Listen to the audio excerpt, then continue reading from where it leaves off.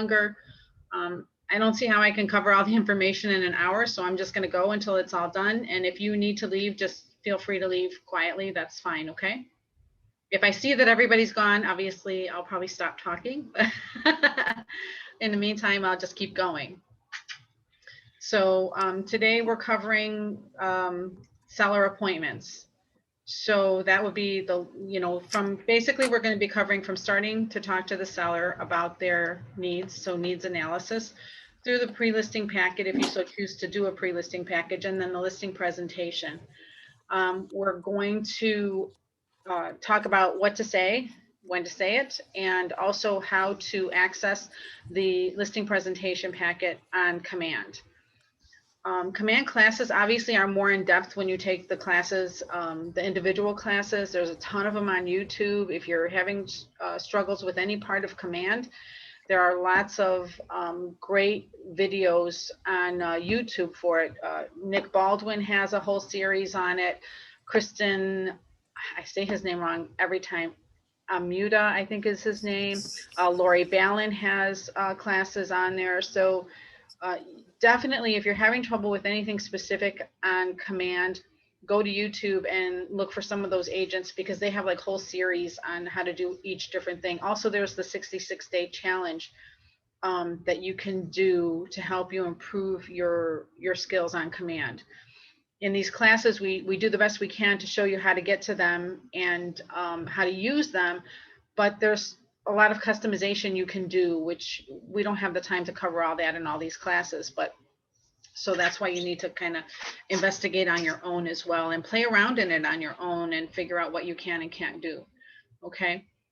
So also I want to make sure, has everybody set up their marketing profile? Because if your marketing profile is not set up in command, it makes everything else harder. That's step one in command. Does everybody have theirs set up? Yes. Okay, good. If you guys don't have a lot of noise in the background, I'm cool with you leaving it off mute. If you have noise, dogs, kids, whatever, you can mute yourself. If it's quiet where you're at, it's fine to be unmuted. That way we can have a more interactive class. So that you're not having to unclick to talk. Thanks, Sally. I'll keep muted. No problem. So let's see, moving on. So today we're going to focus on, I've got two screens going, so I just have to make sure I switch to the right screen. So today we're going to focus on making the seller listing presentations and getting listings, right? You guys have a lot of classes that you're going through. So hopefully they've been very informative for you along the way here, and you're picking up things on how to run your business better along the way. So right now in the timeline, we're on what sellers want. So the first thing that we want to do, right, when we're working with sellers is to find out exactly what they want. The only way to do that is in conversations. We need to know what they want as far as when do they want to sell the home? How much do they anticipate they're going to get? How much do they need to get when they walk away? And what's their motivation for selling? Are they motivated? Why is the reason that they want to sell? It's important to know that, because you're always going to go back, whether it's a buyer or a seller, you're always going to go back to motivation whenever you're trying to guide them, right? And give them the best advice you possibly can. So before the appointment, you're going to have a lot of conversations, and then you're also going to prepare yourself for your future visit with the client when you go there for the actual listing presentation. Does everybody have, well, let's just go on with this. I'll follow the screen as much as I can. Us ALC members, we tend to go off screen, right? So how sellers find their agent. A lot of sellers, and I know you've heard this before, that where sellers find their agents, right? Majority, 39%, are going to be referred from a friend or a coworker or a family member, a neighbor, etc., right? And then another big bulk, 27%, are going to use an agent they previously used. And then, believe it or not, the smaller percentages are from personal contact from an agent, The internet or website, internet website, finding their agent on the internet. Now, do you need a website? Absolutely. You need a presence, but don't bank on the website to bring you the bulk of your business, because it just doesn't happen that way, even though everybody's on the internet. And then a small percentage also visit an open house and meet and connect with an agent there. If you've ever done a lot of open houses, you'll know that many times a client comes or a consumer comes in and they say they have an agent. Many times that's true. Sometimes it's not. So it's very important for you, even if they say they have an agent, to be interactive with them at your open house.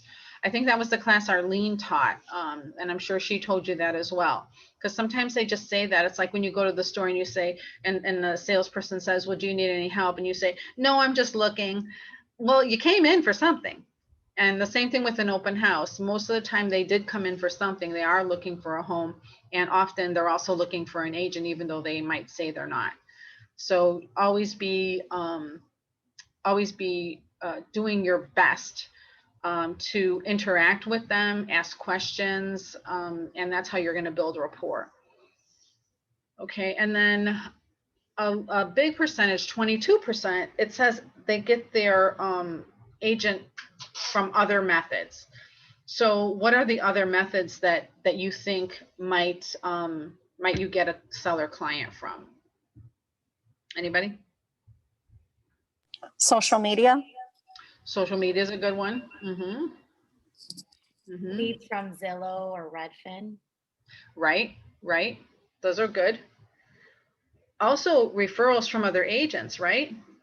So it's really important to network with other agents that are not in your market area, whether they're with KW or not with KW. It's good to have a really good rapport with other agents who are not in your market area, because they may have a referral for you. I've gotten referrals from Remax agents, from Coldwell Banker agents, because I service an area that they don't, and they liked the way that I conducted my business when I was in a transaction with them. So it's not just KW agents that we're networking with across the country as our referral base, but it's also the other agents that you might be doing a job, a transaction that's outside of your normal market area for whatever reason, and you build rapport with that agent that you worked with, and then they say, hey, what areas do you service? I love how you work. Let's do some business together. So always keep that in mind, not to mention the recruiting aspect and building your downline. So, and one of the things that we've learned, right, especially from this 27% of agents who clients who use their agent again that they used previously, is the bulk of our business is from our database.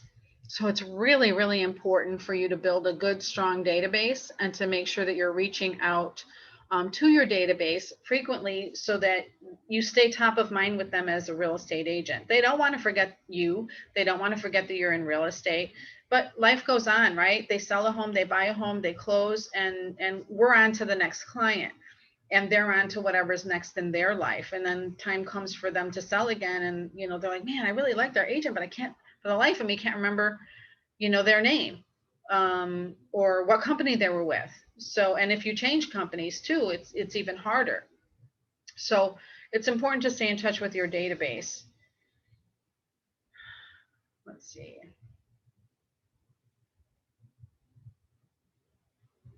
The other thing, there was something on here about,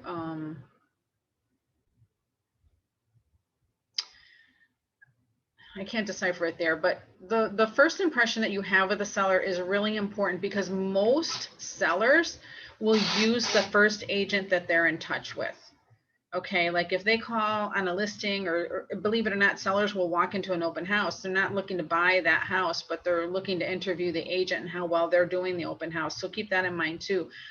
Or if you're calling them, if you're making calls to for sale by owners or expired listings or canceled listings, how you handle that call and whether or not you're the first call or the 30th call makes a difference. But sometimes too, after a lot of calls, it's just getting the right day, but it's real important to make a good first impression on any seller, regardless of what time you're contacting them. Now, what do sellers want? Oops, wrong screen. What do sellers want? Sellers want help, right? If you look at this chart, you see the 21, 20, and 19%, they're all pretty close, right? And even the 16, but what they want, so they want help kind of across the board, really. They want help selling in a specific time frame, pricing the home competitively, some guidance on whether to fix up the home to sell it for more or not. Like what would be a good investment for the seller to do when they're preparing their home to sell. They want help finding a buyer. They seem less concerned about that though at 13%. And then other. So what is other? Other's a lot of things, right? What things other than helping to sell a home in a specific time frame, pricing the home competitively, giving them guidance on fixing it up, and finding a buyer. What else might a seller need from us?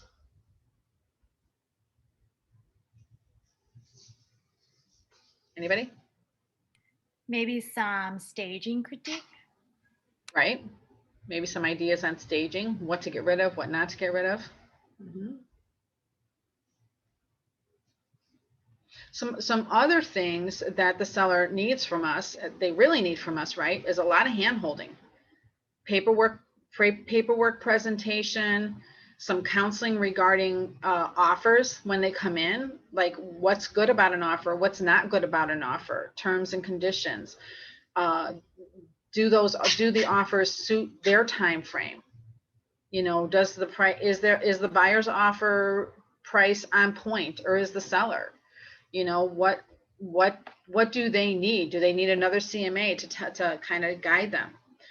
Whether or not it's the right price. How much are the expenses to sell, right? The net sheet. So there's a lot of stuff that the seller needs, and it's behind the scenes. Like they don't even think about it, because especially a first-time seller, they don't know what they don't know. So it's your job to bring that value to the table, you know, to show them what your worth is and how you're going to help them, how you're going to guide them through the transaction from start to finish. So the process to listing is you do the pre-listing questionnaire. Now that may be a written questionnaire. I couldn't find one, you know, in the paperwork for this. You know what? I wonder, is it in your, does everybody have the student manual for this? No, I don't see it in there either. I was going to say maybe it was in the student manual, but I don't see it there either. So a pre-listing questionnaire, you may have one already. You may have your own. You may want to design one. Let's talk a little bit about what questions do you think you need to know from the seller right at the onset of your conversation?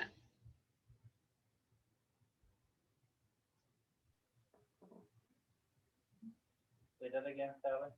What are the questions you think are important to ask the seller while, you know, in your pre-listing questionnaire? What do you need to know about them or the home to start plotting, you know, what's next when you schedule your listing appointment? Like, what does your pre-listing packet need to look like? And what do you need to really focus on your listing presentation? What questions are going to answer those questions in your mind? Do they need to buy another property or move? Right. Do they need to buy another property when they sell? How much they owe on their mortgage.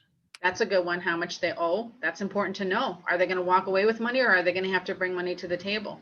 Mm-hmm. Their motivation to sell. Their motivation is really important. Why do they want to move? Are they just trying to test the market, or do they really need to move? Right? Those are great questions. I'm sorry. Are they working with any other agent? Oh yeah, that's a good one. Are you working with, or are you interviewing any other agents? That's a good one. It's important to know, right? Some other questions might be related to the house, right? So it might be a question about, like when I have my pre-listing conversation or my pre-appointment conversation with the seller, I'm asking all of those things that you just mentioned. I'm asking, you know, what's your motivation? Why do you need to move? What's your time frame? How soon do you need to have the home sold or how soon do you need to be in your new home? Because they might not be going to a new home. It might be an estate sale. It might be an investment property. They might not need to move. So we can't assume that they need a home. Do they need another home?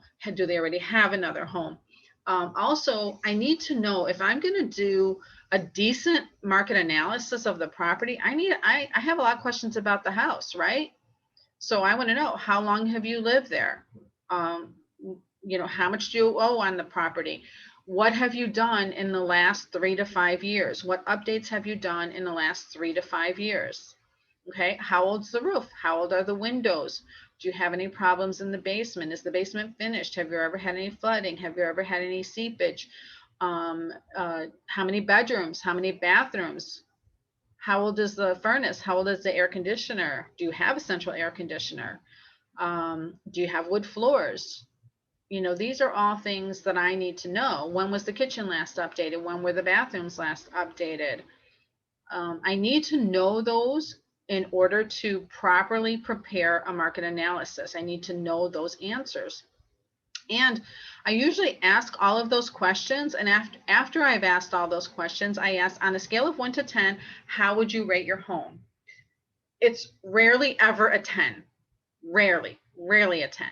Now, if I would have asked them that question first, before I asked them all the details about the age of everything specifically of their house, they might have said a 9 or a 10. But I strategically ask it after I ask all the questions about their house, because I made them think about it and think about how old things are or how new things are. And I usually get somewhere around a 6 or a 7, sometimes an 8. Rarely do I get a 9 or a 10, which is good for me. Why is that good for me? Because when I go there, they're not going to be thinking they're selling the Taj Mahal. They're more realistic about what they have to offer. And so then when I talk to them about the comparable properties, it's very easy for them to see which ones are in line with what they're offering, right? So it helps me on pricing. It helps me wrap their head around the pricing, not, oh, the house down the street sold for X number of dollars, so I think I should get that. Well, let's look at that house. That house has this, which is superior to yours, and that, which is superior to yours, and this, which is superior to yours. So now do you still think that that's the right value? And they're like, yeah, no. So that helps a lot. So a lot of questions are also a great way to build rapport. The most important thing about asking questions is to allow them to answer. Don't answer for them, okay? Or don't cut them off, because the way to build rapport is to allow them to talk. And we as agents like to talk a lot, so that's a little tough sometimes. Silence is our best weapon, though. So before the appointment,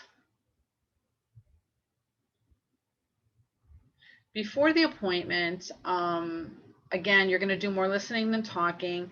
I know that you talked in a prior class, you talked about identifying A, B, and C sellers. Can anyone tell me what a C seller is? Do you guys remember? Did you, hopefully you all took. Someone who isn't ready. Right. They're able, right? Well, actually, no, a C seller, sorry, I'm reading this. A C seller is able, ready, and willing to do business in 61 days or more. So in essence, you're right. They're not ready. They're not ready to list right now, but in the next 61 days or more, they might be willing, they might be ready. So I have a follow-up question to that. If a consumer tells you that they're going to be ready in 60 days, when do you contact them next? If you talk to them today and they said, oh, we'll be ready in about 60 days, when is your next contact with them? After a month? A month would be good. Yeah. And definitely no more than a month and a half, because a month is great because you want to contact them whatever time they say, cut it in half. So a month would be perfect because that would be 30 days. Now, a seller B is who? Like, who would be classified as a seller B?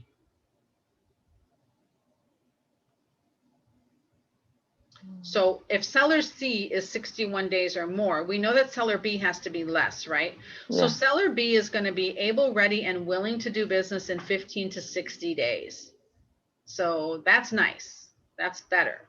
And then seller A is going to be able, ready, and willing to do business within 2 weeks, within 14 days. So seller A has already been thinking about it, right? They've already kind of done some internet research. You know, maybe they've talked to their friends already and said, hey, we're thinking about selling. What do you think? You know, and so now they feel more comfortable and confident about listing and selling their home. So now they're more ready. So that's who a seller A is. And remember, when you talk to people and you have a good rapport with them, and making sure that you put these people in your opportunities, right? If you put everybody in your opportunities who you talk to, who said that they are going to be doing something in the near future, it helps you to keep track of them, to see what your income is, what your GCI and your volume and your units are going to be for your goals, right? For goal planning. So, but most importantly, it helps you keep track of them. They don't slip through the cracks. Okay. So use your opportunities in command often.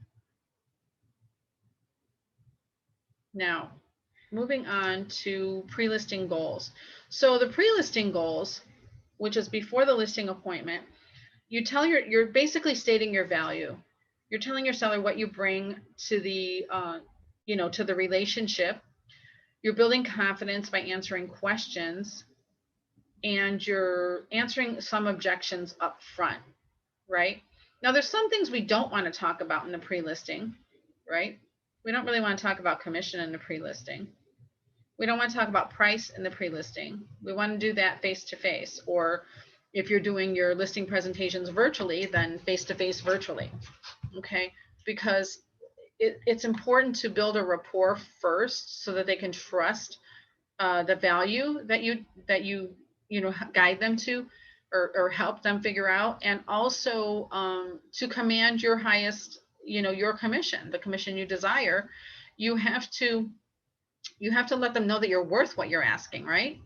And you can't do that without, you need to be face-to-face to do that. Because even on the telephone, our voices come off flat, our energy comes off flat, right? So there's no excitement, there's no face-to-face rapport building. So how many of you use a pre-listing packet or intend to use a pre-listing packet? Anybody? I do. You do? Okay. And Vanessa, you do? I can't see everybody, so I'm not 100% sure who all's. Oh, I guess I could scroll down here. Oh, we have a lot of people on here. So in the pre-listing packet is another thing that they talk about a lot in this section. I couldn't actually find one in command. I think there used to be one in there, and it was called, what was it called? Hang on. It was called A Guide to Selling Your Home. Okay, I didn't see that in there, but some people will use the listing packet as the pre-listing packet. I think they pretty much have the same thing in it. It's just a matter of how much you want to put in there. Obviously, you're not going to put your CMA in there, and you're not going to talk about your commission in there. You're going to save that for your listing packet. The person who said that they are using a pre-listing packet, do you find it effective? Do you find that it shortens your listing appointment time? Was that you, Sheena? Yes, it's me. So Okay. I put everything in I have a pre-listing guide that's pre-printed, and I include in front, and I have a red divider, so that I go straight to my CMA if the type of personality the seller is.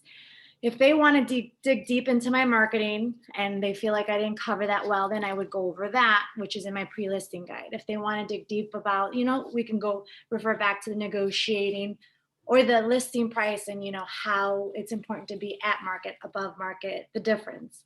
Right. So I only use that when I absolutely need to, which sometimes. Do you drop that off prior to your listing presentation? Prior to your meeting with them? I used to email it to them, but Okay, now I just take it with me and then I leave it with them so they can look Okay. it over and review. And I Right. say, you can look it over, review my bio, it gives information how long I've been doing this. If you have any questions, review it. We can go over it now. Just depends on the personality. And one Right. more thing, Lydia went over a good pre-listing pack. I think it was when 2 classes ago. It's in Command and it has everything on it. It's really good. Yeah, I think it's the listing presentation. We're gonna touch on that today as well. I'm gonna guess it's that one because that's the only one I found in there. So a pre-listing, you can use the listing package as a pre-listing package, meaning you can drop it off, you can mail it, you can email it, you can have it delivered to the seller's home prior to your appointment. So what that does is it eliminates a lot of questions for the sellers before you even get there, but it leaves the important stuff for you to talk about. So you're essentially turning a potentially 2-hour listing presentation into a 1 hour or less listing presentation because a lot of the questions have already been answered. Some people need time to digest, right? They need time to digest the information and review it, and they like to see it in paper. They like to touch it. They like to feel it. They like to turn the pages.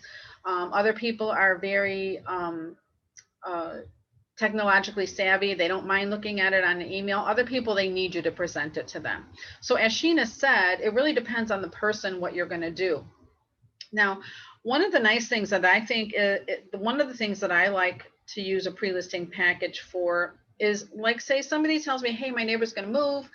I think you should give them a call. I'll drop off or mail a pre-listing packet to that homeowner prior to even having a conversation with them sometimes, because I don't necessarily have their contact information. Sometimes I do. Sometimes I just have a name and an address. So I'll drop that off. But if I know I have a set listing appointment, I don't do pre-listing packets. I do the same thing that Sheena does. I bring my listing presentation. I go over it. I go over the whole thing when I'm there, focusing on their motivation, what's most important to them, and what I bring to the table. When you do a listing presentation often enough, it's pretty easy to do it that way and still be within a reasonable time at the house, depending on the questions. But again, a lot of questions can be answered beforehand, even with a phone conversation. When you're asking questions, allow them to ask questions too. Okay. See, this is where it says a guide to selling your home, and it wants me to have you look over it, but I don't have it, so we're skipping that. So now let's get into the listing presentation, which really is our meat and potatoes anyway, right? It's getting in front of the seller and seeing the home with your own eyes and comparing what you're seeing to what they told you it was, and setting the stage for what's going to happen when they choose you to sell their home.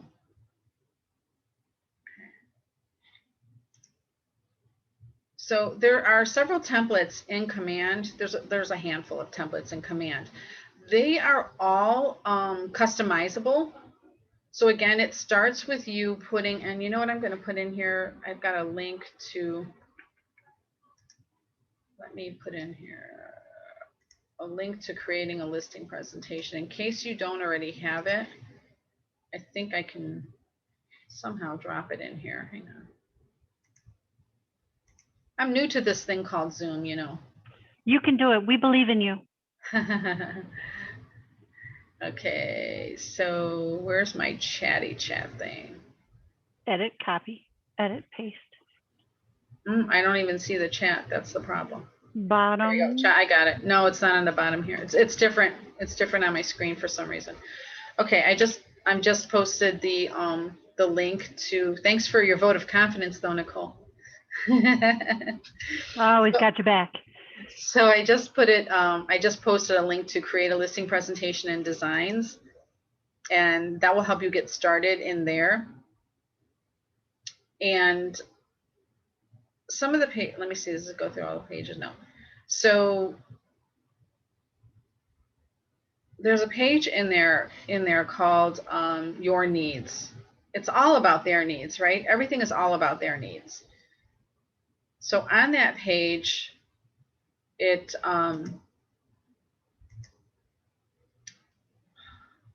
sorry guys. It's important because at the end of the day, our business is all about relationships, right? And we need their trust. We need them to understand that it's a partnership, right? It's not just you selling their home. It's you and them teaming up to sell their home. And it's going to take an effort on both of your parts. Okay. So communication is absolutely key. If they're going to hire you, here's one thing I want to talk about briefly. When sellers hire you, okay, they're hiring you to take the job over for them. They're not hiring you to micromanage you. Okay.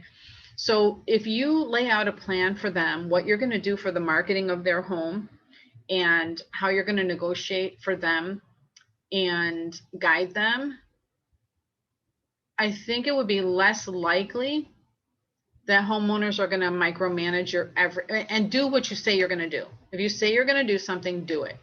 If you say you're going to contact them every week, contact them every week. Pick a day, pick a time, pick a method. Okay. If you do what you say you're going to do, they will let you do your job. If they feel like you're not doing something, or they don't see anything happening, or they don't hear from you, they think you're not doing your job. So why are they giving you a big paycheck at the end of the day? So make sure that you keep that communication open.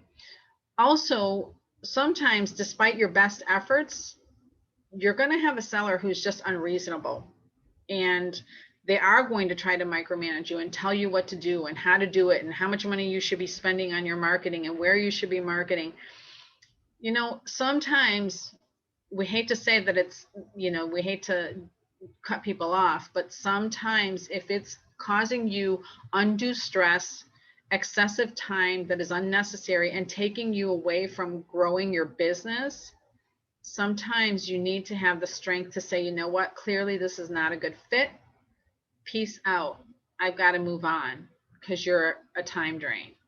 It doesn't happen often, but know that sometimes that does happen. I mean, vent to one of us, talk to one of us, somebody on the ALC, Nicole, Joe, and try to talk it out and let us talk you off the ledge. But at the same time, don't allow somebody to abuse you and affect the rest of your business and the growth of your business. Okay.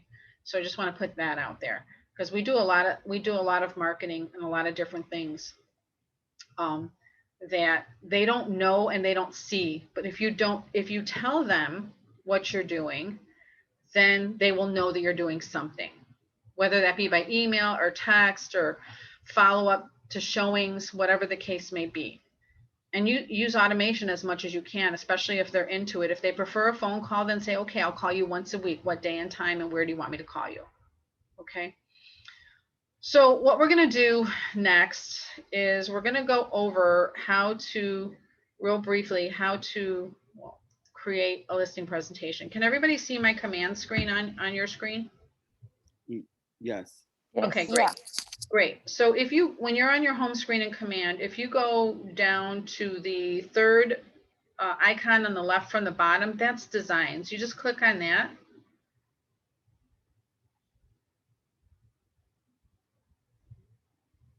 And it comes to my designs. There's always 3 ways to do something, I find, in any kind of technology. So if I want to make a new design, I can click up here, right? I can click print, whatever. I can open another design and another design that I already have and modify it. If I know I've already edited it to what I want it to look like, the things I wanted to change. Or I can click on the plus sign down here in the bottom right, and then I can choose print. And then next. And then it's going to take me to the command designs page.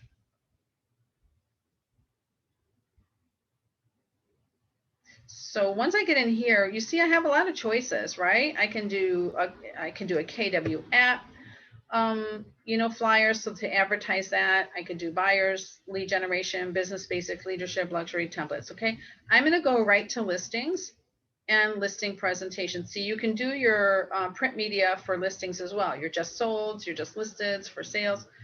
I'm going to do the listing presentation. So this is where you're going to find the different templates for this. The one I tend to use, I've been using is the listing, the white one, the bigger white one with the red. So I can just click use.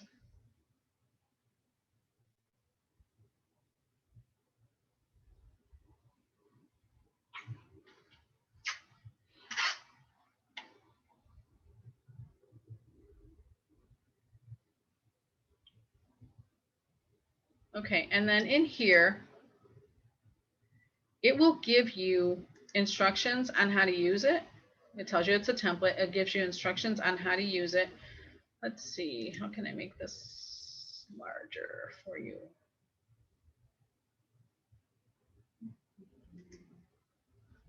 Here, down here. So down here in the bottom right, I can increase the size of it. Okay, so it'll give you some instructions on there and tell you if you need support to email KW, or you can go on, there's several Facebook pages as well, or also even on our KWRP Facebook page. Sometimes if somebody had a problem before, they might post it and there might be an answer, so you can always check there, or you can go on Command Your Conversion. That's a Nick Baldwin command site. That one is better than the KW command one, I think. So for getting answers and for, you know, less whining, to be honest. I'm just gonna be honest. All right, and then now, you know what I'm noticing? See down here in the bottom left where it says 1 of 1. I know there are like 20 pages in this, not one. So let me back up a second.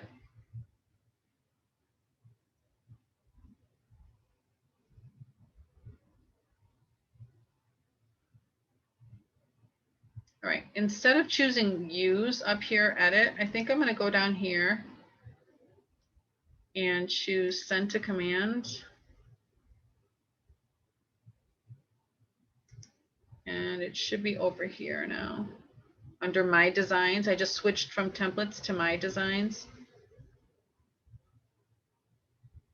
And hopefully it'll show up with all the pages.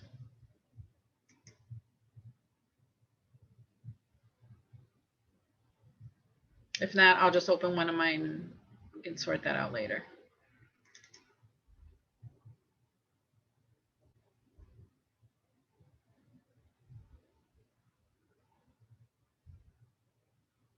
Nope. You see, it's still, it'll show me the pages over here, but it's only showing 1 of 1 down here. Yeah. Unless it's a problem today in command. Let me go to one of mine and see if it does the same thing. I think we just have to click on them individually. Yeah, we do, but normally if you click on, I'll show you if this one I know works right. So if it doesn't work right, then it's a command thing today. I'll show you the difference. See down here, it says 1 of 19. That's how it should. Oh, okay, I see. And then I can see all my pages down here. So I could just scroll right through them. Whereas on the other one, I have to click each one. Whereas in this, the way it's supposed to look, I can click down here. So that's how it should look for ease of use. Okay, so this one, because I have my marketing profile set up, you can see on this page, let me put this down, it automatically puts my information in here. I don't have to do anything with that. And when you go through here, anything you want to edit. If you want to edit this page, you can. You just click on it. If you want to change the font, if you want to change the size, the color, if you want to change the photo, you just click on it. Okay, and you go to your assets. If you don't have the photo in there that you want, you can add a photo. Okay, you can just go right.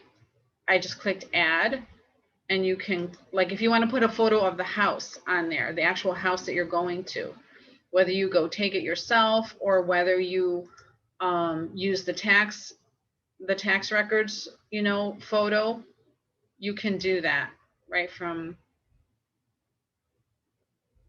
I don't know, what picture do you want to, so let's just say I want to put this picture in there.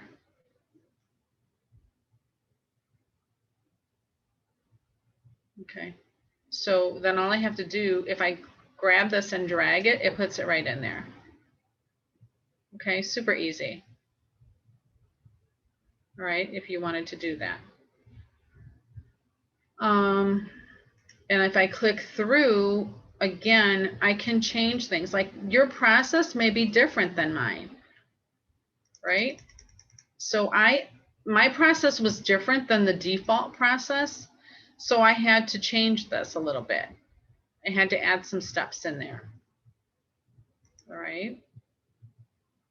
So you can do that. It's not a problem.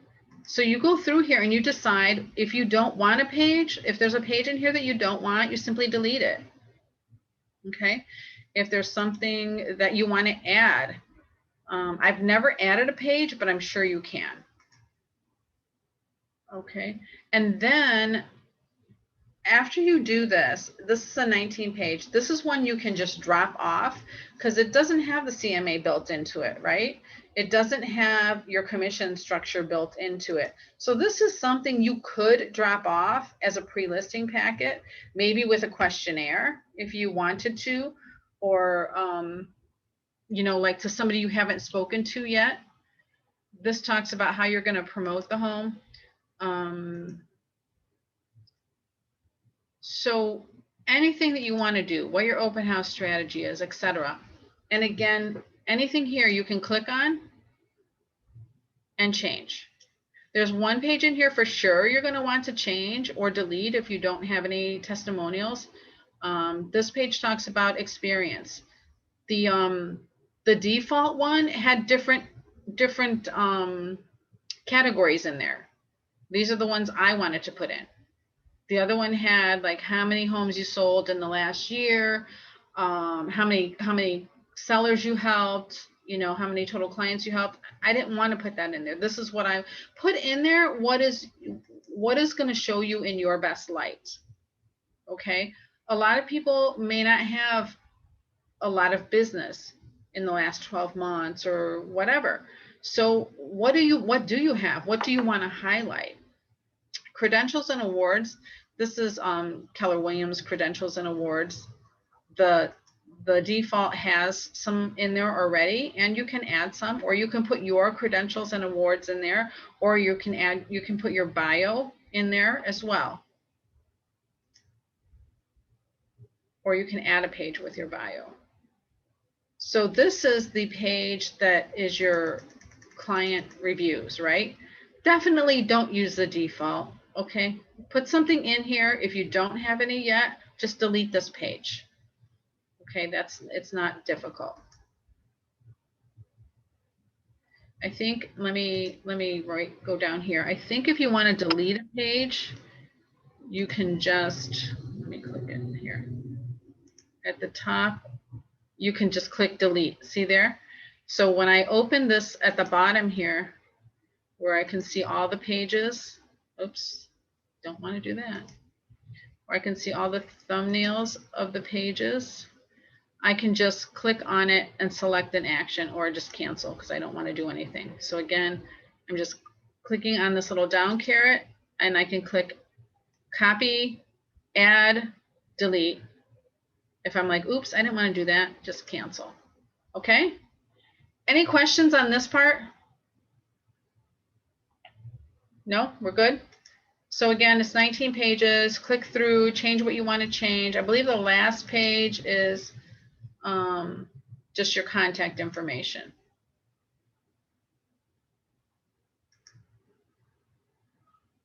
Doesn't get through to that. Yep. So last page is your contact information. Now, this again can be used as a pre-listing package or as your listing presentation. As your listing presentation, you're also going to insert your market analysis, your CMA, a seller net sheet, and maybe some information on how commissions are divided to help you have a visual to explain that you don't get everything. And why it's important to price your home right? There's graphs in a lot of people use Cloud CMA. So there's a lot of graphs in there that are helpful to explain price, time on market, and how commission is divided. Use those because the visuals help a lot when you're doing a listing presentation. They help a lot. Most people are visual, some are not. Some are auditory, some are like all about the numbers. They don't care about anything, which is why you have to have a net sheet. So if you don't have a net sheet, you can't talk to them about numbers. Now, the way that you use this is you can share it, right? You can click share, and then you can share it via Facebook, Twitter. You know, maybe you're doing a general one for a neighborhood and you want to use it as a marketing thing, okay? Or you can copy the link down here. So if I copy that and paste it in the intranet,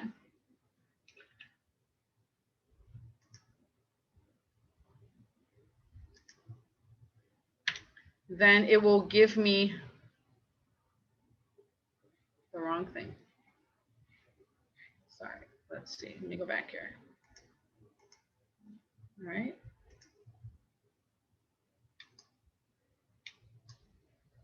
Control C to copy. Control V.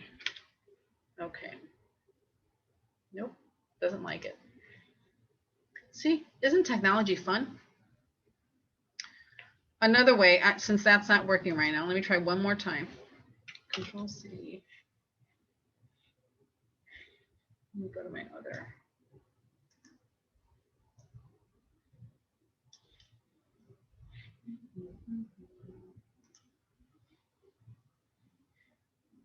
Let's go here.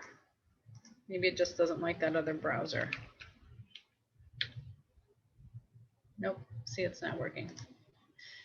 Usually it works. If I can't share it, or if I choose not to share it, oh, let's try this. So here's something important. I found this out by in error. If you have it only clicked on design, that means this page only. This page that we're looking at only. If you click the project, that means you're sharing the whole project. That is an important thing. So let's try that. Let's see if the project one works. There we go. That one should work. Okay, so now if I'm sharing the link, or if I'm copying the link and putting it in an email, that's going to share it to the seller, and this is how they're going to see it. Okay, and then they can click through page by page and review it as your pre-listing package virtually instead of in print. Okay, now if I want to print it and deliver it, the best way to do that is to go to download. See download up here, and then there's 3 options here. I have to hide you guys because I can't see it. How do I move you? There we go. Okay, so when you go here, there are 3 options: get a JPEG, get a PNG, or get a PDF file. A real important to click get PDF file and all pages. Otherwise, you have to print it 1 page at a time, and you're going to be so mad at command. Okay, so again, you're going to download, get PDF, all pages, start download. Okay, then it's going to download it as a PDF, and it'll probably give me a message somewhere. on my, here we go. It's going to ask me where to save it.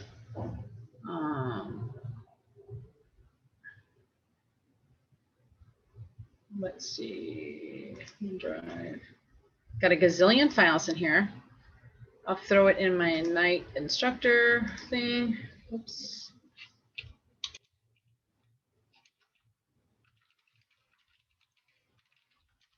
Let's save it there. Now, once it's in there, it's going to open literally as a PDF. And then you can go through it with your client. Do you see the PDF now on my screen? Anybody? Yes. Yeah, we see it. Okay, For great. Tony. Right. So then this way you can now print it from here, right? You can just do a file, print, and print it for your listing presentation to go along with your CMA. Okay? So let me get rid of that and go back to this one. So now if you're presenting virtually, you're going to use something like Zoom, like we're doing right now, right? And you're going to use the virtual link, which is this one. So you're going to say, right, you're going to be with the client. You're going to sit down after you've looked at their house, right? Oops, that's not what I want, clearly. After you've looked at their house, you're going to sit down at a table somewhere, presumably, and have a chat with them about what you bring to the table, right? So does everybody have a script for their listing presentation that you're practicing and or using with your clients?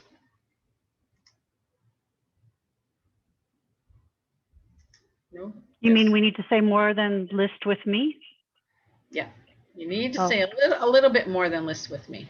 Oh, then lead. So obviously we're Keller Williams, right? We have a gazillion scripts to use. This is my 25th year in the business. In June, I'll be in the business 25 years. Okay. So I basically have a conversation with sellers. It's a whole different thing, but my conversations all stem from a base of solid script presentation, script practicing. Okay. I was in one-on-one coaching with the Mike Ferry organization for 5 years, and I script practiced with agents all over the country from all different companies for 5 years, Monday through Friday, every morning. So I didn't just like come out of the womb knowing how to talk real estate. Nobody does. And the more we talk real estate and the more we use the right terminology and the more we have these conversations, the more it just becomes just that, a conversation. So scripts and dialogues are critical, very critical to any sales business. You have to know what to say, when to say it. You have to know how to handle objections without giving it a thought. Like somebody says an objection or asks a question and the answer, there's 1 to 3 answers that you have in your mind that you can give for that question. I don't like to call them objections. I like to call them questions. And let's be honest, if a seller is asking you questions or giving you objections, that's because they're thinking about working with you. It's not because they're trying to not work with you. They need clarification. They need more information. If they didn't have any questions and said, okay, thanks for coming, see ya, that's when you need to be concerned. It's when they're giving you questions, that's a good thing. Okay. So let's just say I'm going to go through this listing presentation. So thank you so much for having, wait, who wants to be my seller?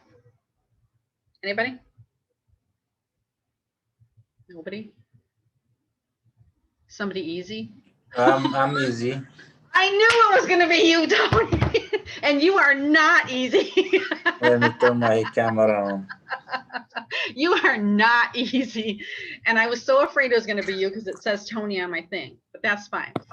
So, all right, Tony, thank you so much for having me at your house today and showing me around. It's really a lovely house.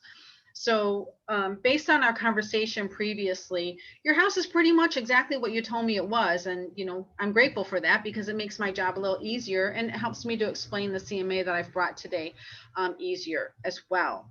Now, just to refresh myself, you're looking to move to a larger place. Your family's grown since you bought this place. So you want to stay in the same area, but you need a bigger place, right? Exactly. Right, great. So Tony, we're going to go through this presentation real quick. If you have any questions, you can stop me or you can wait till the end, whatever works for you. Okay?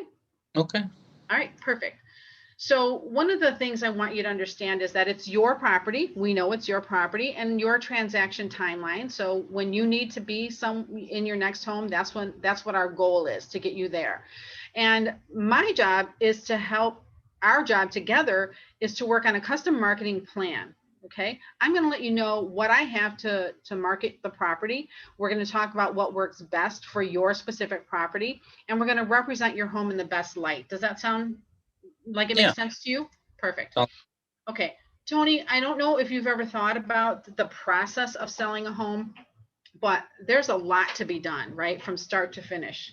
From the time that you decide to sell your home to the time that you actually list it, get an offer, and close it. This list right here kind of gives you a general idea of what has to be done, and you can take a look at it later. I'm not going to go over every bullet point because it's a lot. You know, we don't want to be here all day. But know that under each of these items, there are probably anywhere from, it's really small, isn't it? Let me see if I can make it bigger for you. Nope, it doesn't want to cooperate with me. Zoom in. I don't know why, Tony, but it is what it is. So under each of these items, there's anywhere from 1 to 15 things that needs to be done. When you're selling my home. I'm sorry? I hope there won't be any glitches when you're selling my home. No, there won't be. You know, sometimes technology is not our friend, which is why, honestly, Tony, I don't prefer virtual presentations. I prefer face-to-face presentations, even if we have to double and triple up our masks. I prefer to be in front of someone. Okay. So, you know, I unfortunately with COVID, we're kind of stuck using this kind of technology, you know, this kind of thing. But trust me when I tell you, there won't be any glitches in the service I provide. Sounds good. Okay. So again, we're going to make a custom marketing plan because every marketing plan doesn't work for every property, right? There's luxury properties, there's investment properties, there's tiny condos, there's huge houses. So we're going to design a custom marketing plan for your property and to suit your needs. Most important thing for us is going to be to find the right buyer, right? We don't need 600 buyers. We need one buyer who sees the value in your property and that it suits them. So we're going to focus our attention on what is going to attract the most buyers for your type of property. And one of the things that I have, you know, in my hip pocket is that I have great promotional assets. So what that means is I have the ability to market on many different platforms in many different forms. It could be print, it could be social media, it could be mail, it could be door knocking, it could be open houses, which we're going to talk about too, whether or not an open house makes sense. Not only because of COVID, but also because of your situation where you're still living in the home and we want to keep you safe. And also for the type of property. Open houses don't make sense for all properties. So we're going to design. I want one because my neighbor sold his house on an open house and I know they work. So definitely I want one. I think in your community, open houses probably do work. The other agent, I think, told him that he will do open houses every weekend. Every weekend. Well, we're going to talk about that because first of all, if you do an open house, you should only need one and done. Okay. That's typically, you know, the way that I do open houses. Historically, we've done a one and done, you know, pre-market it, have a huge influx of people coming in and get it sold. So if we're going to do an open house, we need to plan it strategically to make that happen. We're also going to use the right type of media plan to market your home, as I said. So, and here we go. Strategic promotion is key, right? So we can do a coming soon campaign. We're going to talk after this about exactly what your plan is. Like, is there something that we think you need to do to the home? We want to get it listed, but we don't want to actually start showing it yet. Or are we going to go right to listing and showing? And we're going to design a campaign specifically for either one of those options. All right, now here we go, talking about an open house strategy. Okay. In your marketplace, it makes sense to do an open house because there is a lot of activity. Other areas there are not. Now, when I said earlier about a strategic open house, the whole point is to market the open house before you're showing it to anyone else, at least for a day or two. Get some excitement build up, hold off showings until the first weekend. So let's say you put the property on the market on a Thursday with no showings until the open house on Saturday. Maybe you do an open house on Saturday and Sunday. The goal is to market it fiercely during that pre-market time and generate a lot of activity to get the door opening, right? We want to have a bunch of people coming, hopefully crisscrossing each other, but maybe not too much because of COVID. We want to also have timed showings. And I've done this before and it has proven to be awesome. And it generated 10 offers on one property. That doesn't happen on every property, but we had 2 hours a day, Friday night, 2 hours on Saturday morning, and 2 hours on Sunday afternoon. We had over 30 showings and received 10 offers. Wow. Again, it doesn't happen everywhere, but we were one and done. We showed it one weekend and we were done. So if we're going to do an open house, my strategy is going to fit that model. Like, that's my goal, is to sell it during the open house that first weekend. Okay. Okay. And then the details are, the devil is in the details is what this should say. Okay. There's a lot of details. We need to have, like, I don't think your property allows yard signs, does it, Tony? No, it's a townhouse. My association wouldn't let you. I didn't think so. So that's going to eliminate.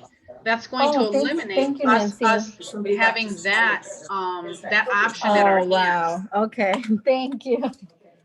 That's going to eliminate having that option at our hands. What does that mean? That means we have to kick everything else up a notch, right? We have to make sure that we're doing extreme internet marketing, Facebook marketing, Instagram. You know, we have to use everything where people are. Instagram didn't used to be so popular in the Midwest and specifically in the Chicago real estate market area, but it's growing. It's starting to catch hold. Other parts of the country, Instagram has been doing gangbusters for real estate. And we're going to also have professional photography. I used to take all my photos myself and they were great and it never stopped me from selling a home. But now I'm starting to learn how, you know, having the professional photography, I've learned, really does present a home in its best light. Now, we don't want to present your home in such a way that it doesn't look anything like what they're going to see when they walk in. But we do want to have nice, clear photos. We want to have the property well staged, you know, and showing nicely on the internet, because some people will not come if the photos are not nice. They'll be like, no, it's too dark, it's too this, it's too that. We're not trying to do all that. We're trying to make this happen for you in the least amount of time and get only serious buyers through the door. Does that make sense? Yeah. Great. So if you're looking for an agent with a lot of experience, Tony, I'm 24 full years in the business. This is my 25th year now. My average listing market time in the last 12 months has been 26 days. And my average sale price to list price is 99.74. So I'm not trying to play around. We price the property to sell for market value and we get it done. Isn't that what you want? Absolutely. Perfect. Okay. And then these are just, I'm not going to go over all this. This is credentials and awards for Keller Williams, and I might have mine in there. So Keller Williams is leading the industry. And one of the ways that we're doing that is, first of all, we've got over 180,000 agents. We're number one in listings, number one in units, number one in volume, number one in agents. Okay. The reason for that is because agents are attracted to Keller Williams for the culture. Number one, we care about each other. We support each other. We back each other. And number two, because we have the best training in the industry. In fact, we were number two in training across all industries. So it's almost, you can almost say that we're a training company who sells real estate, right? And why is that important to you? Because it's important to you because I'm saying on top of the technology that's available. I'm also making sure that I'm on top of what's happening in real estate, in the real estate industry, and also in your specific market. And, you know, I'm not just kind of flying by the seat of my pants. I'm actually educating myself. And hey, isn't a college education in real estate almost better than just saying, oh yeah, I have a real estate license, but I've never taken another class since then, you know? So that's what you want, somebody who's staying on top of things. And these are just some of my references, recommendations from past clients. You're free to look at that later when you have time. So, and again, I'm going to make sure that your home is a priority. No request of yours is too small. If you think that we could, you know, do something to enhance a marketing piece, I'm open to hearing it. Know that I know what to do to sell homes because I do this every day. And I know what sells homes. I know where to market homes. So you don't need to micromanage me. It's okay for you to go ahead and do your job and do your life and take care of your family and your kids and let me do the work. That's why you're hiring me, okay? Is so that I can take all of this stuff off your hands and you don't have to give it another thought until I come to you with an offer, right? And we're going to talk about selling safely. Again, you said you wanted open house, so I know that you're okay with me not just doing virtual showings. For those clients, those buyers who might prefer a virtual showing, I'm happy to do that. Also doing social distance tours, even when we do open houses, they're scheduled open houses. So what I mean is I'm going to schedule the viewings. They have to register and I'm going to schedule the viewings for say every 20 minutes.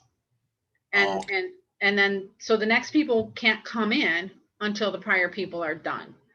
And how do you do that with an open house? I've done it.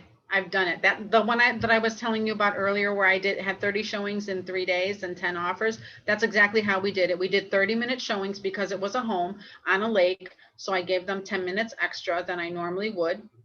And that's exactly how we did it. And when our appointment times filled up, we said, we're sorry, we're full. And some people were a little upset because we turned them away, but it didn't hurt my sellers at all. Okay. So, you know, the early bird catches the worm. Got a schedule. So the bottom line is you and I are going to become a team. And for the time that it takes for us to prepare the home, market the home, get an offer and hopefully offers, and review those offers to find out which one's best for you, we're going to be a team. We're in it together. Obviously, you want the highest possible price for your property in the shortest amount of time. And guess what? I want the same thing. The more I sell your home for, the more I make too. So it's all good for me. All right. So, and that's pretty much it. Oh, and I do have an app. Just want to let you know, I do have an app and we can communicate on the app.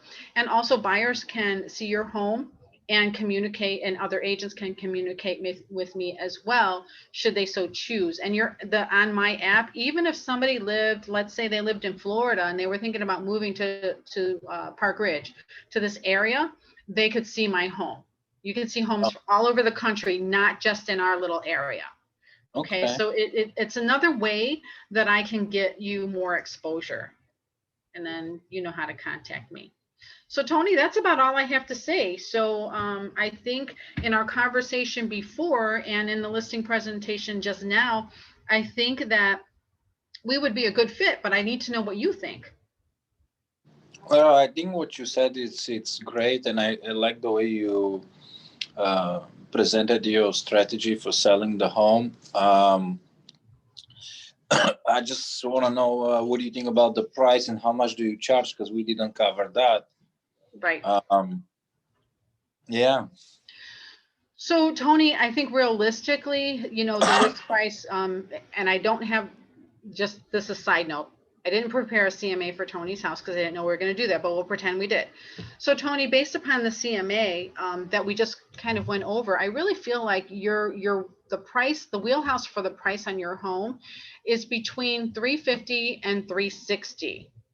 I think realistically, we can market it in that price range and get a good turnout for showings and possibly an offer at or very close to that price. What were you thinking?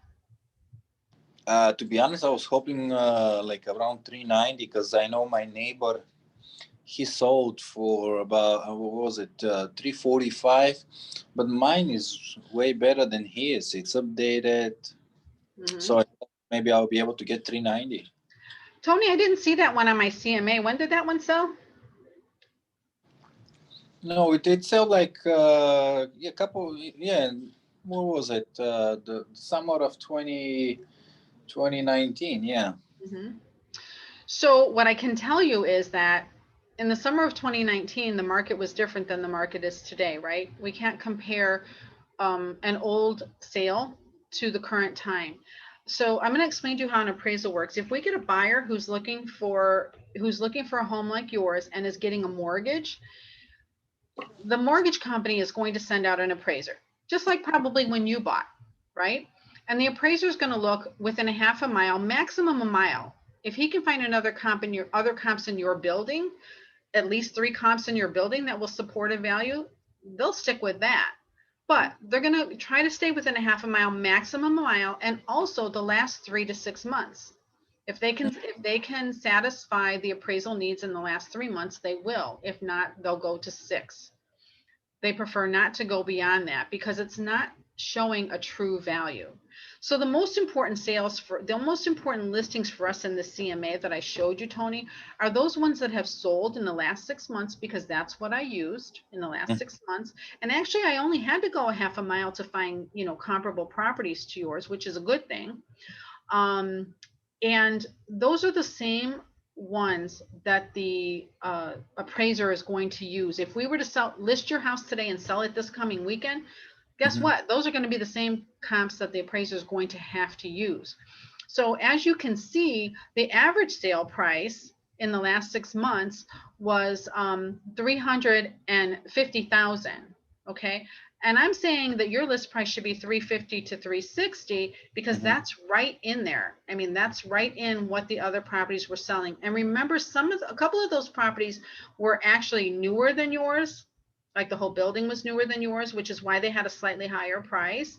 And then some of those units needed definitely more updates than yours, which were at a lower price. So I think that really the right price for your home is between $350 and $360. And I apologize. What price did you want to list it for? What price were you thinking? I wanted 390, and that's why I was thinking, can we do maybe 90 or 380, and we got some room for negotiations? Because I know buyers always try to beat you down on the price.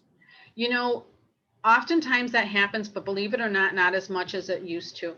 On the CMA, let's take a look at that real quick. So on the average sale price was 350, I said. And then the average market time was under 30 days, which is fantastic. In fact, most of them are under 2 weeks, which is our goal. And then the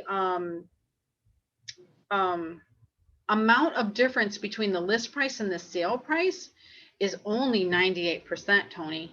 And remember, I told you my average is 99.74% of the list price.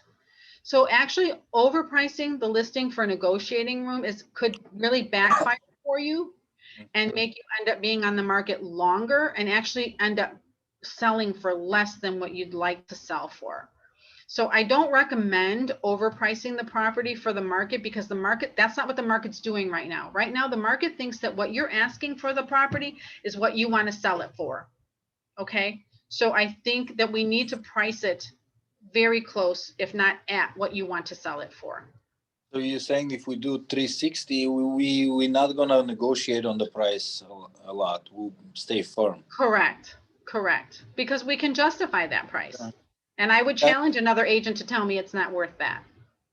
Well, I can live with that as long as I don't have to drop the price to 340. That's going to hurt me a lot. Right. I understand that. And the ball is in your court when we're negotiating. And you know what? The market's going to tell us too, Tony. If we're on the market for 2 weeks and it's like crickets, we're not getting any showings or activities, or we've gotten a bunch of showings and no offers, which I highly doubt. If that happens though, Tony, the market will be screaming at us, right? That we threw the dart and hit the wrong number.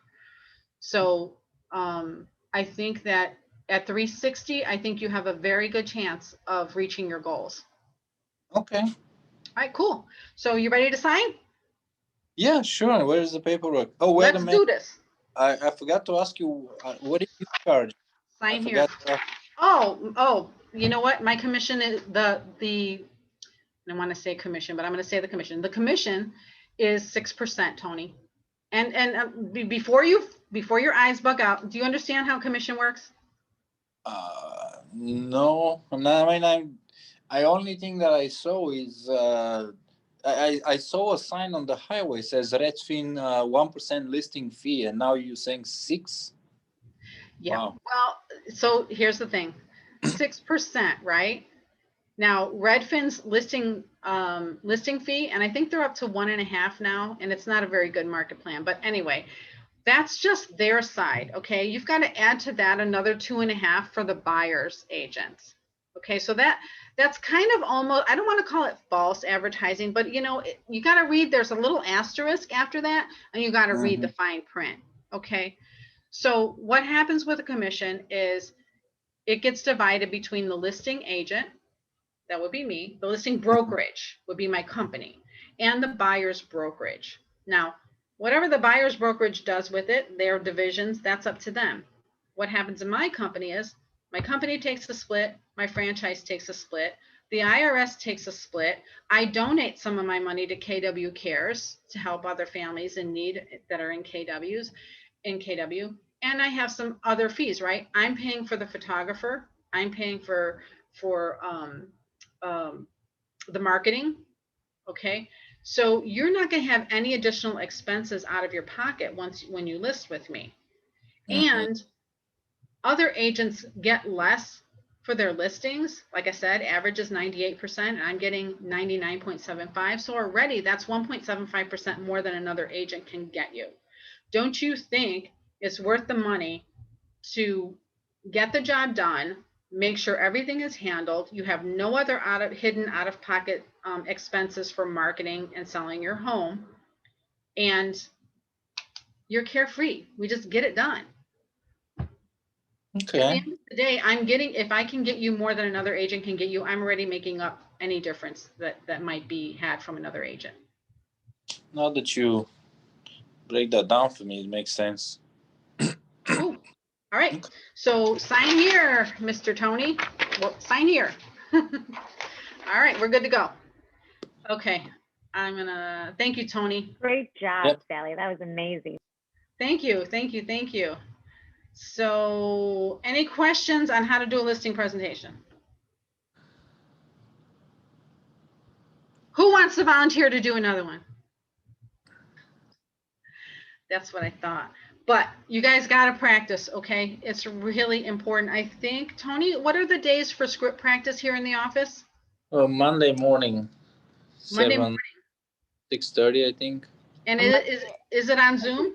Monday 8:30 today we had one. Is it on Zoom?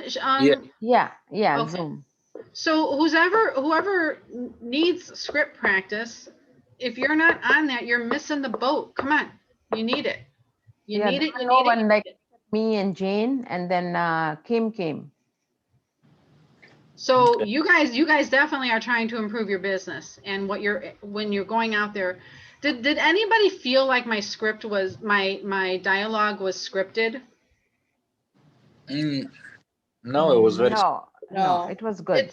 It's just a conversation, and that the only way to get there is to practice. I promise you, it's the only way to get there is to practice. And you don't want to be practicing on the consumers or the clients, right?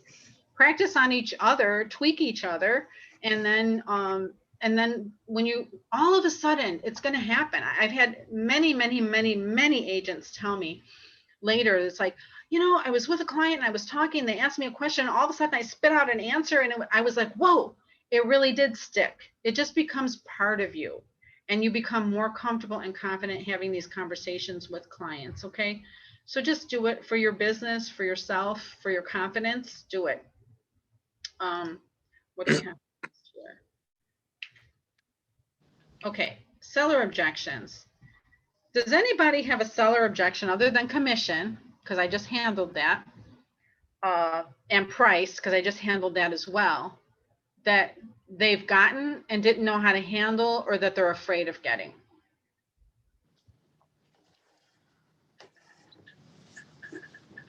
nobody, you know what that means? You're not going on enough seller appointments. That's what that means. If you don't have any other I have a objections. question. I do. Yes.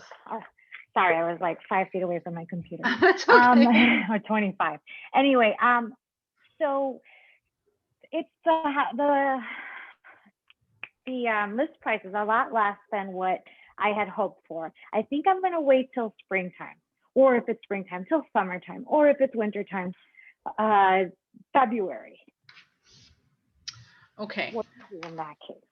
What would you say? So, well, so what I'm hearing you say is that you were hoping for a higher list price. Let me ask you this, Sheena. What price do you need to walk away with? What number do you need to walk away with? It's not the number. I just want to make, I want to make a lot more than that. And, I paid $400 for it, and you're telling me that it's worth $399. And I paid that like 5 years ago. Do you understand that the market is different today than it was though 5 years ago, right? And you're Right. actually lucky not to be completely underwater right now. But that being said, again, what's more important to you, the sale price or how much you walk away with? How much I walk away with. Okay, let's look at the net sheet, okay? Let's calculate how much you're going to walk away with. Or you can tell me how much you're going to walk away with, and I can tell you what number you have to list at to do that. And then we can decide, whether or not now is the right time to sell your home. How does that sound? It sounds good. Okay, But so then she would tell me, I'm sorry, go ahead, Sheena. No, go ahead. So then Sheena would tell me, the seller would tell me how much she needs to walk away with, and then I would calculate backwards, like how much all of the expenses would be and how much they would have to list for in order to sell the property. Now, everybody can't do a deal right now, right? They can't list for that number because they can't get what they'll walk away with. And then I would also have then go ahead, Sheena, what were you going to say next? So let's assume that we did that. And I'd say, okay, so Sheena, you want to walk away with X amount of dollars, and you bought it for $400. I'm recommending a list price of $399, which again, I'm going to say it, you're lucky that, with everything going on, that your home has not lost value. Yes, I'm sure you would have liked to see some appreciation, but you've lived in the home for 5 years and you've enjoyed it, right? And you've paid your mortgage down over the last 5 years, so you owe much less than when you bought it. So in order for you to net the price that you want to walk away with, actually you can list this home for $395 and still walk away with your number. So that's why I asked you earlier, are you attached to the list price or what you're going to walk away with? So now that said, how are you feeling? Well, and I understand what you're saying, and I appreciate that. But my concern is making more. So what if we just wait for springtime? Because what do you think about spring? Do you think if prices are going to go up, should I just wait till springtime so I can make more? Well, Sheena, if I had a crystal ball, I would be a billionaire. Okay. So I don't have a crystal ball to tell you what the market's going to be like. I can tell you what it's been. And I can tell you that in your market area, the values have gone up a little bit over the last 6 months, even with COVID. So the potential for you to possibly be able to, it's kind of hard coming off of a winter market because maybe there weren't a lot of sales or there were a lot of sales, but whatever. So the possibility that you might be able to squeak another 5,000 out here in the spring, yeah, there's a possibility. There's also a possibility that things are going to take a drastic shift when the spring market opens up, because we don't know, with everything that's going on with COVID, when things are going to start to show up in real estate. Right now, they're great and it's wonderful.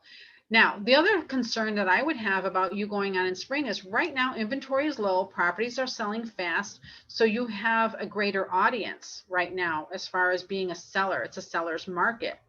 In the spring market, most likely this spring, it's still going to be a seller's market, but you're going to have a lot more competition.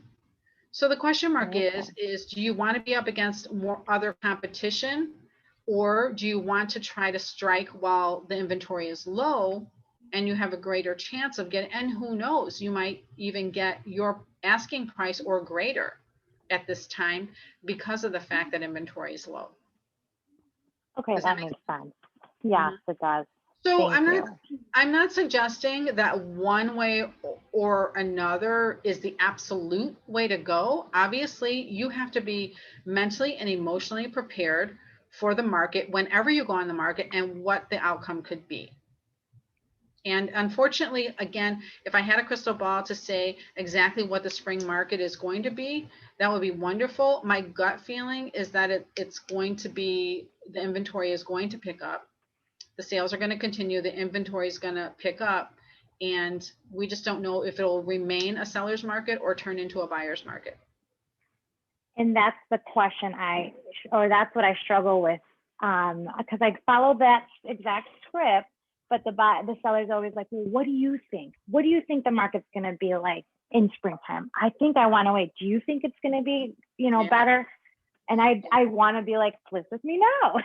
But at the same time, I don't want to disappoint the seller and, tell them something that isn't the case. I think that the spring market's going to be great. But like you said, it's a valid point. The fact that, the inventory is going to grow. Alexa, dismiss. The inventory is going to grow in springtime. So that makes sense. Right. So, I mean, if they're ready to, if they're ready to sell now, the property's ready, they're ready. And especially if you're talking about that close. Now, if you're talking, a $25,000, $30,000 difference, never may be the time to list that property, right?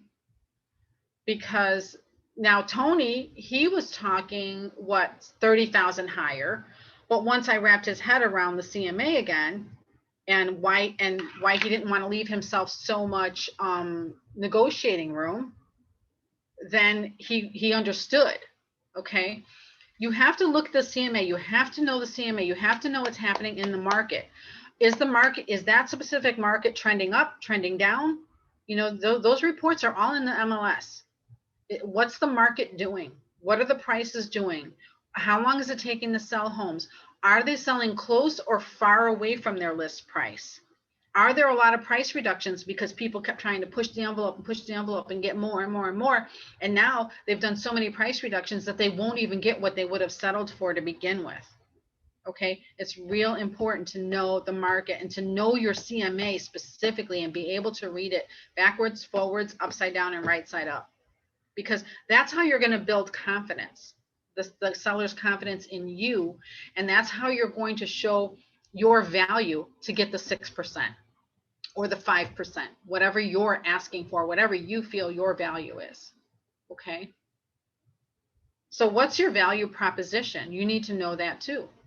Is your value proposition your kick-ass marketing? Is your value proposition your strong negotiating skill? What is your value proposition? What do you bring to the table? Is it your staging? Is it your, I don't know. I mean, there's so many things that could be our value proposition, right? None of us is perfect at everything. And that's why we hire professionals to do some things for us that we can't. The sun's coming through my blinds, getting a line through me, that we are not the best at, but know what you are the best at, and run with that, really hammer that home and make them feel confident in that. Any other objections that you want handled? Anyone? Yeah, I have a question. Like sometimes, they don't want to keep the house like presentable. They think it's clean, but it's not clean. It's very hard to, tell them, okay, can you just clean up the, even the open house was like, we had one time, it was everywhere, the things, open house. So that was looking so bad, Yep. So I don't know how to talk with them. You're 100% right. That's a tough one. Another tough one is pet odors, right? Yeah. So at the end of the day, you have to be honest. And I always tell my sellers at my listing presentation, I always tell them, the one thing you can 100% guarantee that you're going to get from me, it's honesty. And sometimes my honesty may hurt, may sting a little bit, it may hurt a little bit. It may even offend, but know that I'm doing it with your best interest in mind. And so when, if when we agree to work with one another and have a listing agreement together, again, we're a team. And do I have your permission to be honest with you, even if I think it's going to be painful? And, you know, they always say, yes, please do. And I say, so they sign the listing agreement. I say, okay, let's go through the house again. Okay, let's go through the house together this time. I want to tell you the things as a buyer's, through a buyer's eyes, what I think you need to do to make your house most saleable. Okay, most attractive, most saleable. Prepare. I always tell them, I want you to prepare it for professional photos. Hey, if they're not going to clean the house, I'm not hiring a professional photographer to come take pictures of unmade beds and dishes in the sink. I'm not doing it. Okay. But I tell them, I want to go through the house and tell you what I need you to do for the photos and how I want it to look when we're going to have showings. Okay. And I will go through, and first stop, the doorway. Is the doorway beat up? Is the frame falling off? Does it look like somebody took a crowbar to break in? Is the glass broken? This is the entry to your home. This is going to set the stage. When the agent is there, or when I'm there opening the door, the first thing the buyer is going to see is your door. That's assuming they get past your landscaping, the curb appeal, right? Which is a whole nother story. At least if it's cleaned up, it doesn't have to be fancy or professionally landscaped, but it has to be cleaned up. But the doorway is going to set the stage. Okay, we don't want it to look like the door's been kicked in. So throw a coat of paint on it, put a new frame on it, whatever. Do you need a handyman? I have a list of handymen. They are fantastic. They are reasonably priced. They do what they're going to say. They show up when when they say they're going to, and that's that. So check that off your list. We have handymen. If it needs to be painted because it's beat up, I recommend it. If it doesn't, if it just needs to be cleaned in areas, I don't recommend they paint the whole house. But I talk to them, I'm like, look, beds need to be made. Dishes need to be cleaned or hidden in the dishwasher, in the cabinet. I don't care, out of sight. Not a lot of clutter on the countertops. If they have a lot of personal photos, I have them take them down. Laundry picked up. It's real easy to scoop laundry up and throw it in a hamper, a box in the bottom of the closet. I don't care. Get it off the floor. I literally walk through and tell them this. I will go to the doorknobs and the light switch, and I'll say, you know what? The way we live in our house is one way. To be honest with you, if you were going to come to my house today, or I were going to have a party tomorrow, I would have to go through and clean my house from ceiling to floor, just because. My dirt is my dirt. I live with it every day. My family's dirt, that's fine. But when guests are coming to your home, when buyers are coming into your home, your dirt is cool with you. It's not cool with them. If somebody has to use their elbow to turn a switch on, or a pen because they don't want to touch it because it's so sticky and dirty, that's a problem. So I want you to take a container of Clorox wipes and go through your house. Every doorknob, every light switch, every handrail, everywhere that you touch all the time, hit it with that Clorox wipe. Done. You're done. And guess what? Because of COVID, when the showings are done at your house, I'm going to be doing that for you. So when you come back home, you'll know that that's done. Okay. The pet bed, gotta go. Throw it in the washer, throw it in the garbage, get a new one, whatever. It's gotta go. Because when I came in the front door, the first thing I knew was that you had a dog.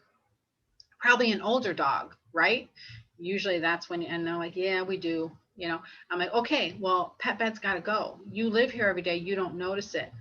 Do I recommend a bunch of air fresheners? No, I don't, because it's too much and it signals that the seller's trying to hide something. So I don't recommend that. Open some doors, open some windows, freshen the air up in the house. Don't smoke in the house. Get rid of old pet things that might have, absorbed the odor. You have to be honest. And if you say it in a way and kind of try to have fun with it as you're going through the house and compare it to like, oh, I have the same problem in my house, and God forbid, if I had to sell my house tomorrow, I would be in trouble. I'd probably be better off throwing a match in. Okay. Try to do it in a way that is firm, but like, you're not the only one. You're not the only one who I have to recommend this to, or who has this problem, or who needs to do this. You know, I mean, Mhm. if any of you have been into a hoarder home, you know, where you've got this much room to just walk through, you got to kind of walk sideways to get through it. You're not getting that home clean. Mhm. In that case, you're probably trying to sell it as is. That's a whole different animal altogether. As is with everything in it. Mhm. Okay. But you do have to be honest, but tell them up front, you know, the one thing you will get from me is honest. Do I have your permission to be honest, even if I think it might sting a little, you know? And then just tell them, like I said, and just compare it to you. Say, you know what? Trust me when I tell you, my house is probably worse than this, but I'm not selling my house. You Hmm. are. Say like that. Okay. All right. Is that good? Mhm. Anybody else?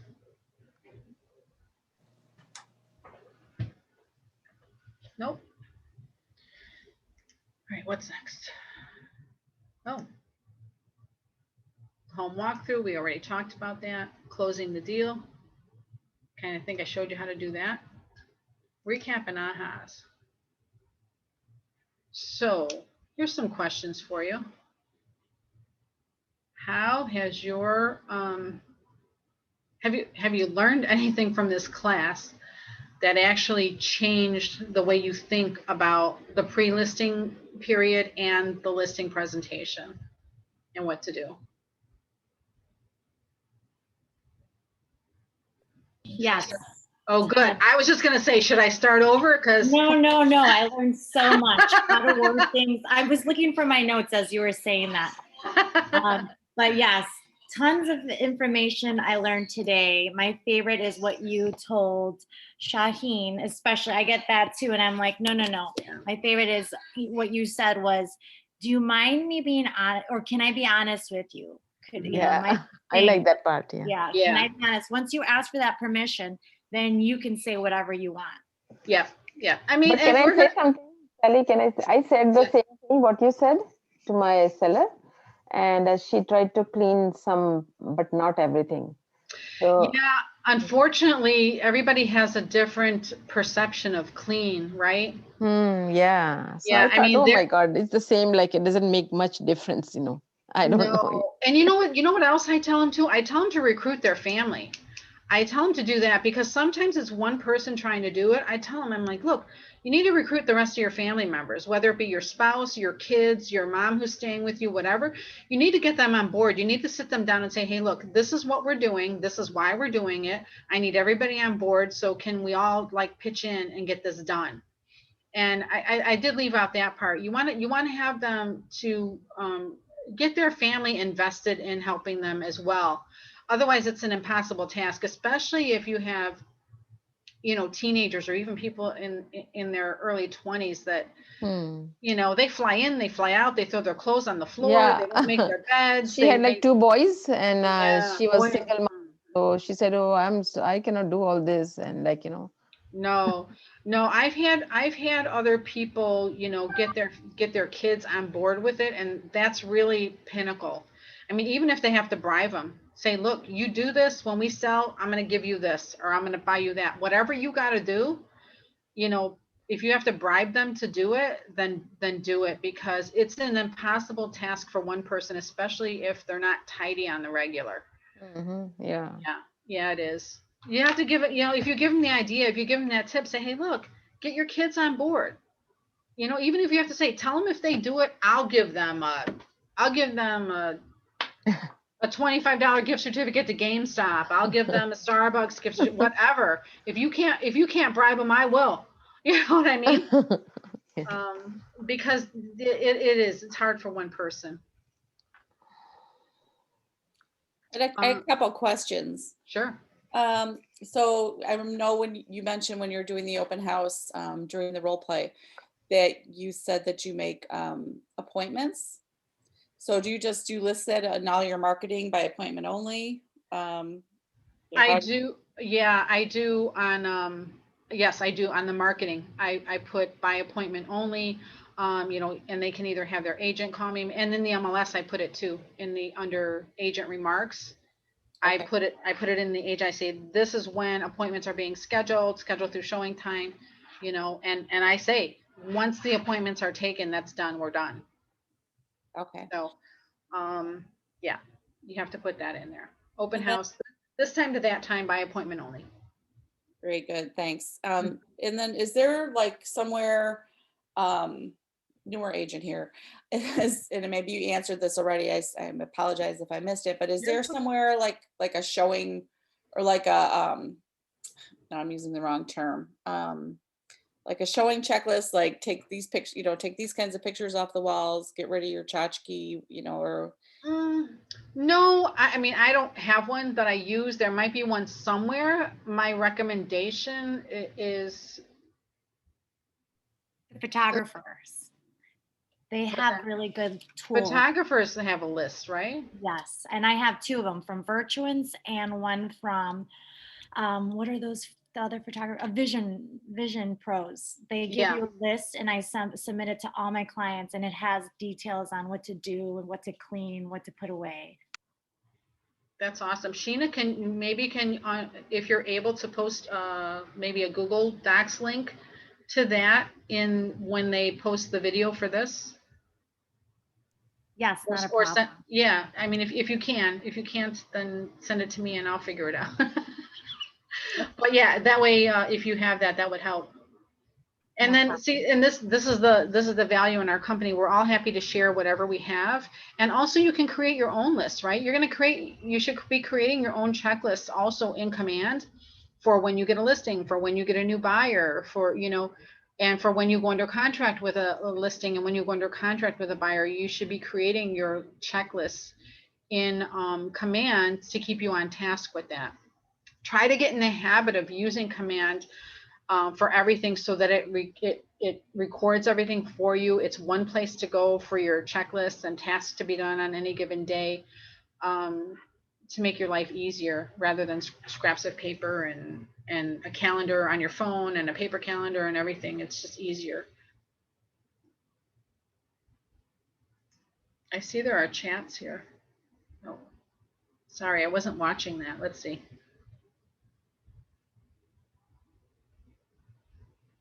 Oh, Nicole posted that there is a generic grab and go packets. I think they're for buyers and sellers in the tech room. So you can always grab one of those as well to utilize and to get an idea of what should be in there. And then you go in Command and can customize it. And then Vanessa figured out the missing pages in the listing presentation. Was it because I wasn't clicking in the right place, Jessica, Vanessa? No, it's, you can go to the, you know, where it has all the pages listed on the side. Mm-hmm. You have to add them individually. There's a little plus sign. You can add them and then you'll see page 1 out of 4. Oh, Yeah. I see what you mean. You add them to your presentation, you just leave out the ones that you don't want. Correct. Yeah. I prefer to do it the other way. Like my other ones, it just had it all in there and then I just had to delete what I didn't want. But yeah, I like that one better. and again, like I said, I have yet to be on a system that doesn't have at least 3 ways to do something. So it's good to know because everybody's mind works a different way. And Sheena posted her pre-shoot checklist already right here in the comments in the chat, so you can grab it right from there. That'll help for sure with your how to help, you know, that'll help you to talk to the seller, right? So that you don't have to you're not the bad guy. You're deflecting the, what's the word I want to call it? You know, like, it's not me. It's like the photographer needs this. And this is how we're going to make sure that your property shows best in all marketing materials, right? It's what buyers want to see. So let's just give them what they want to see to get them in the door and get your property sold. Thanks a lot, Sheena, for sharing that. And that's it in the chat. So does anybody think that you feel differently now about your listing presentation and about being prepared for it? And do you think your attitude and your behavior is going to change based upon what you learned today. Yes, definitely. Yes, yeah, Yes, definitely. absolutely. The role play was awesome. Thank you so Yeah. much. Thank And you. we get more confidence, you know. Thank you. Yeah, and that's really the key. That's really the key, is to build your confidence. And just keep in mind too, again, I can't say it enough, it's just a conversation. Once you have the words embedded in you and what to say, the conversation becomes just so easy. It's just talking to somebody. Okay. Mhm. And then what do we have next here? Okay, so now we're going to talk, how much time we're on here? See, I talk long. They told me to do this in an hour. I said, that's not going to happen. All right, so elementals, goals to set your career on fire. Is everybody doing your 10 contacts added a day to your database and trying to have 10 conversations a day, send 10 handwritten notes, and then review or do your 10 previews per week? Little harder to do 10 previews sometimes, but although I feel like I have not had any trouble showing homes at all, gaining access. I mean, everybody's showing their home. Nobody is saying, no, due to COVID, we're not showing. So the importance of previews is to get a feel for the homes in the marketplace, right? And to help yourself learn more about what to look for in a home, how to present it to a buyer, and just gain that experience, even gaining the experience of using different lock boxes, right? Sometimes that's a challenge in itself. You can also go to open houses, which are easy, and then try to build some rapport with the other agent there. Introduce yourself to the other agent, try to get to know them a little bit, because you never know, you might be across the table from that agent one day and it will benefit you for them to say, oh yeah, I know you. You'd be surprised how much that benefits you.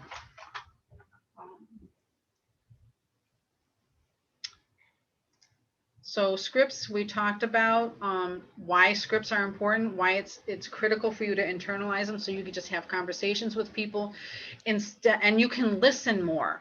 When you know that you know what you're going to say, you can listen more. Okay, it's so important to be able to listen, because if you're just thinking about the script, okay, I said this, next I have to say that, you're not hearing what they're saying, and so your script can't be flexible or mold to what they're talking about, number one. Number two, the conversation can get way off on a tangent and you won't be able to reel it back into where you're at. Whereas if you've internalized what you want to say and the order that you want to say it, you give yourself the ability to relax, listen, and also know that if they get off on some wild tangent, you're going to know how to pull them back into the conversation and where you need them to be and to direct them. It's going to also help you, like it says here, uncover motivations, identify objections, and close deals.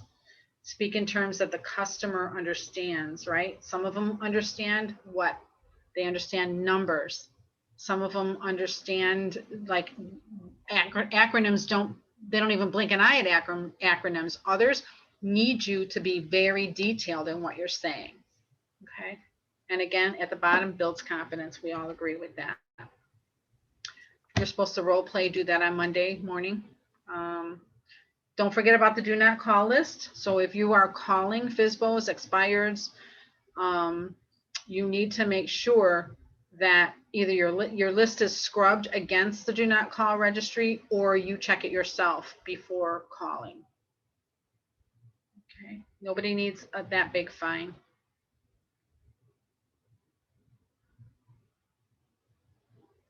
Okay.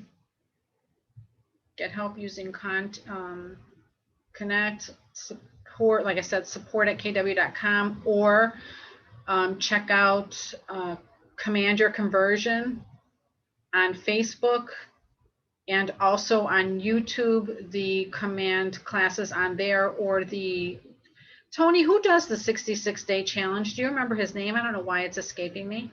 No, I don't. I mean, does anybody on here remember that guy's name? I can't remember his name. 60. He does the 66-day challenge. Here, let me see if I have it on my. You're not talking about the 33. That's different. No, it's for command. Let me see if I can find it on my YouTube real quick. If I could find my YouTube real quick. My granddaughter changed where my apps are. Gotta love it. Okay, let's see.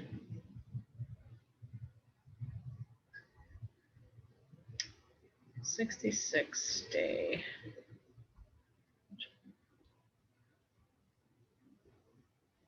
Is it Marty Miller? It is Marty Miller. Yep, that's it. Marty Miller.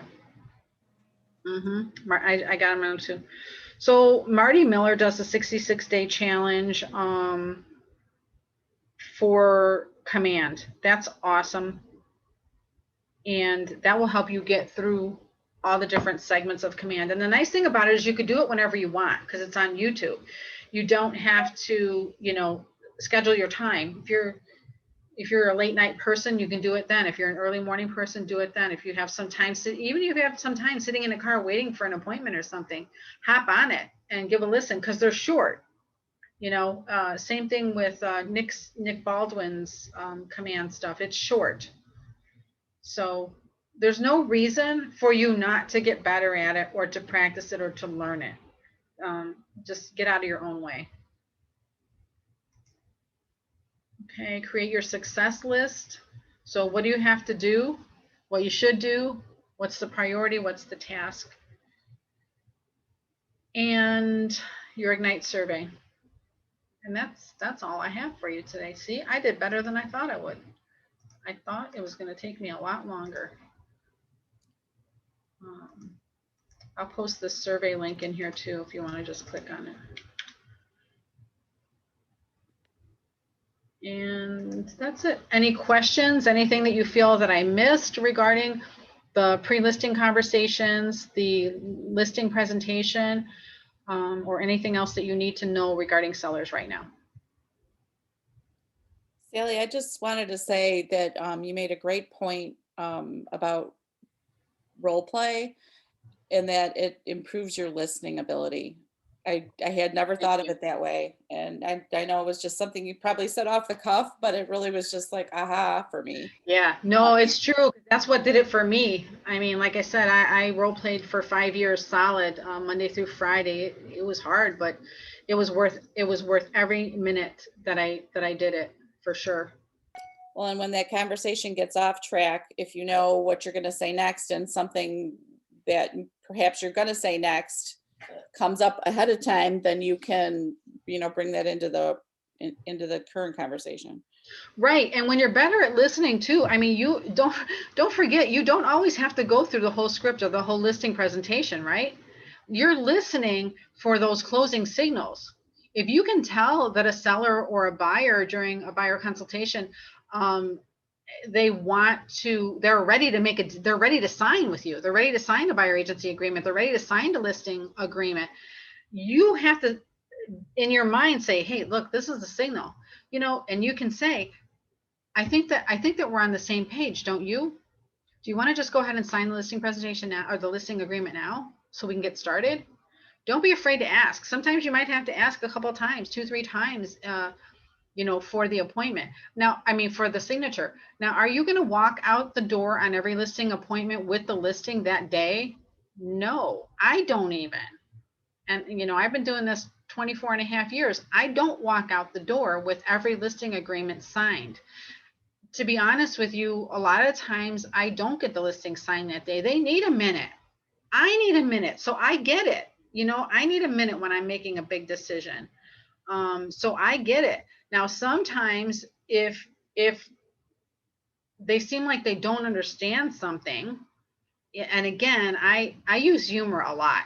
If they seem like they don't understand something, or I can kind of sense that maybe they're not going to go with me, I might say something like, well, is there anything stopping you from listing with me tonight, or today or whatever?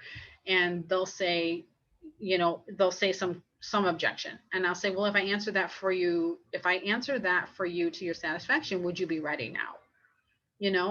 And they might say, well, I don't know. They're kind of wishy-washy. And I'll be like, I'm sensing that maybe I missed something. And I'll do exactly what I did to you guys. I'll say, you know, I'm sensing that maybe I might have missed something. Why don't we start over and go through this again? And then they're usually like laughing, like, no, no, no. And, you know, I mean, at some point, the laughter helps, but at some point you have to say, okay, well, you can't blame a girl or a guy for trying. You know, one thing I do, you know, if they say they're going to interview somebody else, I say, well, you know, I'll ask who they're going to interview if I know them. And I will never say anything negative about them. If I know them, I'll say, well, they're a great agent too, but I think they're going to offer you something very different than what I'm offering. So what I would ask is that before you sign anything with anyone else, if they say anything that sounds different than what I'm offering, if you could just give me a call and let's talk about it before you do that. You know, I would love that opportunity, you know. So never give up, and know that if you did a great job on your listing presentation, chances are they just need a minute, and you'll most likely get a call the next day or two, and they'll be like, you know what, we decided we do want to go with you. Can you come on over with the paperwork, or can you just email us the paperwork and we'll e-sign it? So all is not lost if you leave without the listing signed. Okay.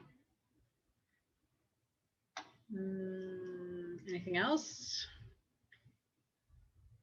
Oh, Mary, did you have your hand up, Mary Kay?